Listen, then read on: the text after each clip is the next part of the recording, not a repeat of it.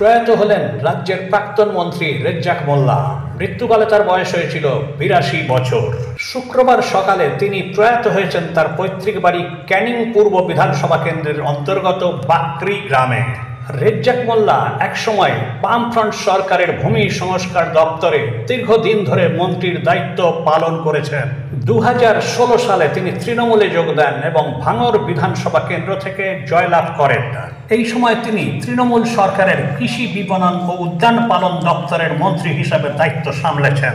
বিগত ৪-৫ বছর ধরে বার্ধক্যজনিত রোগে তিনি তার পৈতৃক ভিটেতেই চিকিৎসাধীন ছিলেন। বার্ধক্যজনিত রোগের পাশাপাশি কিডনি ও শ্বাসকষ্টজনিত সমস্যাও তাকে ভোগাচ্ছিল। উল্লেখ্য, বছর ৩ আগে তিনি বাইপাসের ধারে একটি বেসরকারি হাসপাতালে চিকিৎসাও করিয়েছিলেন। দীর্ঘদিন ধরে রোগ ভোগের পর শুক্রবার সকালে তার পৈতৃক ভিটেতেই তার প্রয়াণ ঘটে। এই দিন তার মৃত্যুর সংবাদ ছড়িয়ে পড়তেই বিভিন্ন মহলে নেমে আসে শোকের ছায়া। পারিবারিক সূত্রে জানা গিয়েছে তার মরদেহ বাকরি গ্রামে তার পৈতৃক ভিটেতেই সমাধিস্থ করা হবে।